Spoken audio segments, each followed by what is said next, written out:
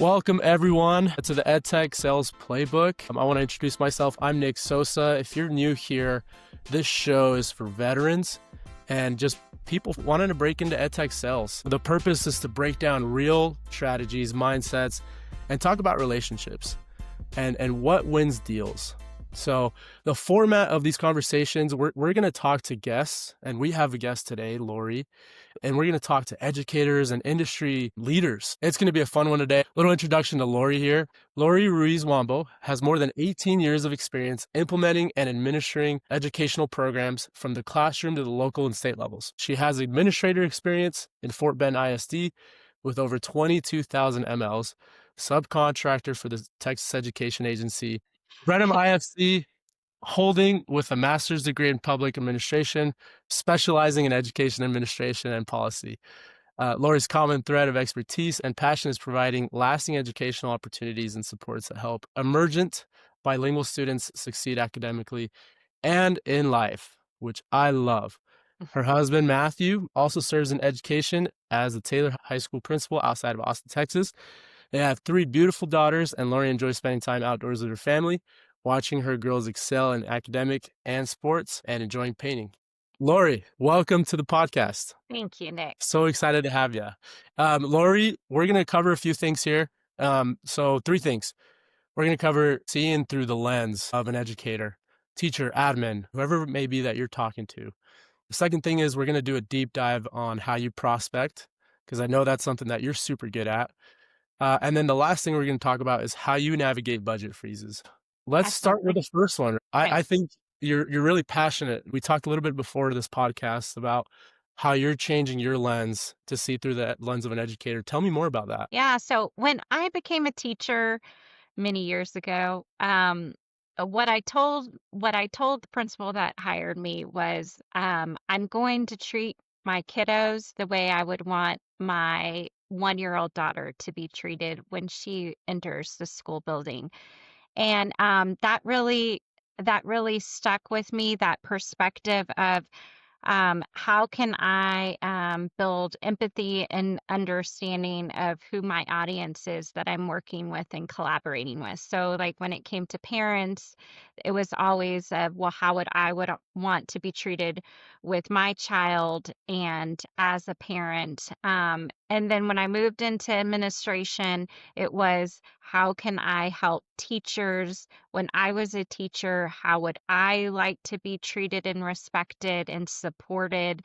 And then when I moved into sales, and as a consultant for districts, it's how can I help that principal or that administrator? What would I have liked when I was in that seat that would have been supportive and helpful for them? So I always approach things of, going back to the golden rule of you treat others the way you Right. want to be Right. treated.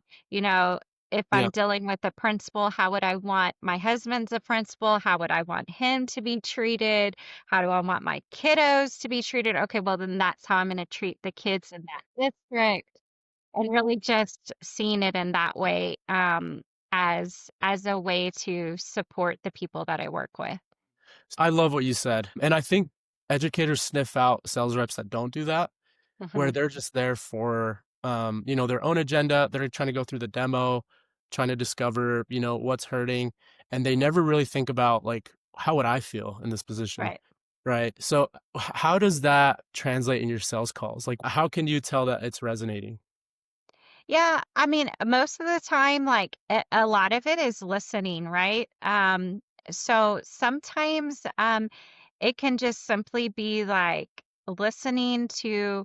I had a call the other day with a director that she used to be a former multilingual director, and she went in, and became a like campus principal and then got placed back into it, but also over many other things. And she felt comfortable enough to share with me like how much she was struggling with all the different hats. And so I just listened to her, it made her feel like, she's being heard, right? A lot of times it's just having that space where they feel like they're being heard. So you ask questions, they answer, and then you repeat back to them like, "I see you. I value what you're saying. Like I understand where you're at." And so huge part of that is listening and then letting them know they've been heard. I think validation is huge, like, just like you said, like, stopping and saying, "Hey, I know exactly how you're feeling right now."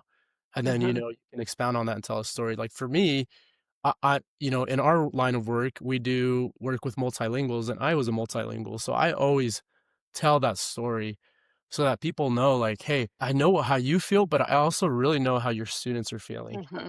And so that always resonates because all of a sudden you have a perspective that's real, and there's a lot of value in that. You almost come across as the expert, right? And now all of a Right. sudden, they're not sitting through an informational call. It's talking to, an expert, Hmm. and their ears perk up. Would you agree with Hmm. that? Right. Right. Yep. Yeah. Lori, I wanna shift gears a little bit here. Let's talk about knowing your audience. That's something that you're so good at. Tell me about that. Walk me through how you prospect. Right. So, there's all those like personality or like strength tests. Like, so um, I've learned from taking the Colby that my my big area is like I'm a data finder, researcher, right? And so through that, it's about understanding like where they're at, Mhm. and like what some of those uncovering some of those issues before you even have the conversation with them for the first time and meeting them, just to gather understanding. So it can look like in multiple ways. It can look like digging deeper into the website, right? Like seeing looking at their data, seeing where their pain points are. Like, are the students struggling in a certain grade level or in a certain proficiency level, so that you can speak to that, right? If they have initiatives, right? Like if the district, there's a new superintendent or new leadership and they are incorporating new initiatives. Like, how do we fit into that? How do we align with that? Right. Yep. So, and it might be looking, even going in and looking at like a recent board meeting and they have a presentation. I've done that a lot where I've been able to pull, like, you can gain a lot of insight about what happens at a board meeting and like what kind of questions they're getting from the school board, Right. or like if someone is apprehensive about what they're presenting, or if they feel like they're in a great place. So you can just really gather the culture and like climate of the district and really what that leader is experiencing at that time. So you Yeah. can have more to kind of lean into when to have a deeper conversation. I also find too when you do your due diligence, all of a sudden your phone calls, your cold calls, and your cold emails, they become a little easier, right? They're not Hmm. as cold anymore because you have all this information. So can you Right. tell me about a time where you got to know your audience, maybe building a new territory, right? That's a great example. Hmm. And you were able to carry this piece of really valuable information Right. about district data or, initiatives and carried it into a cold call. Can you think of an Hmm. example? Hmm.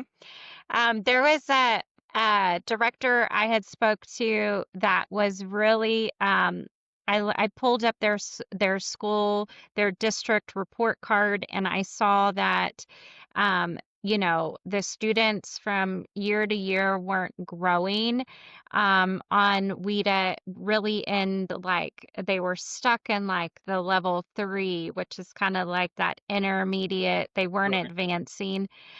So it was basically the same for the last 3 years. And when I talked to her and said, hey, we do this really well. Like this is what we do is we push kids further to where they're moving out into a 3 to a 4 or a 2 to a 3. That was it. Like that was the That Yeah. was the oh, uh, uh, oh, really? Because and I said, "Yeah, I noticed that." But you let them talk about the problems. You guide them to the problem, right? And let Right. them talk about the problem so that way it doesn't come off as you are, "Oh, you need to get better at this," right? 100%. But, you can help them get to that point, and then they can share more, and then you can Yes. say, "Well, this is how we help." Well, think about maybe a rep that didn't do, as much research as you did. How Mhm. general that outreach might sound like, "Hey, we help kids with speaking and writing. If Right? multilinguals, this helps." In his head, he can't connect the dots to, we can increase your access scores, right, for them Right. to exit the program. Admin they're not gonna make that connection. So for you to do your research and then be able to communicate that, oh my gosh, your response rate was probably amazing, I'm assuming, right? Because it's Right. now talking to their language. That is Right. so cool. I think that's why you've had so much success with the new territory that you've been given here at the company. So hats off to you. I think you've done a phenomenal job. Thanks. Okay, the last topic that I want to cover with you is a hot one. So I want to hear your take. Okay. Issue right now, there's a ton of budget freezes. As you know, we're in a political, state of the world that's kind of weird. Tell me about how you navigate budget freeze. Yeah, this has been, wow, such a probably the hardest year we've ever experienced in cells with education, right? And the just a very turbulent, like not knowing what's coming around the corner, just a lot of unknowns. Um, and districts are feeling that.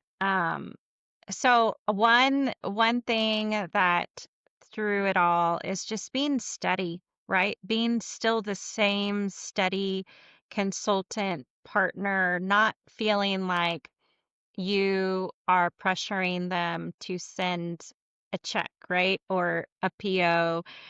You're really listening to them and maybe talking through some ideas, like being that you're willing and open to talk through some ideas. So it could be, can we get you started now? And when those funds are released, we can come back and retroactively pay that.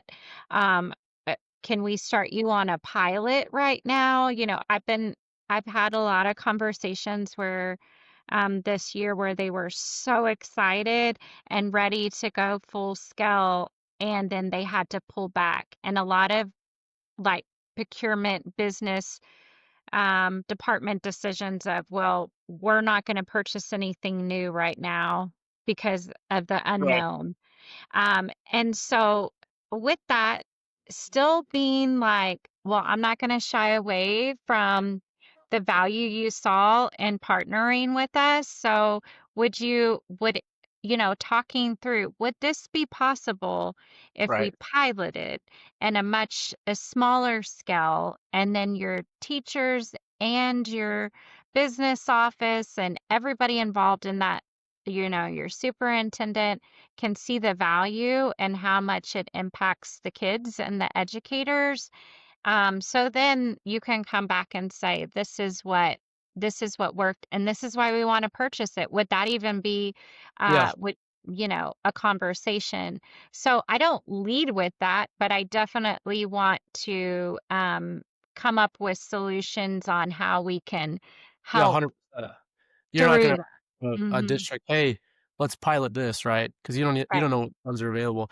You bring up a good point, right, is these ideas that you have, I don't think they're groundbreaking, right? You're not Right. really You're not. yeah. Absolutely not at all. If you're a sales rep listening to this or a Yeah. sales leader in ed tech, you're probably saying, "I already know this stuff." Yeah.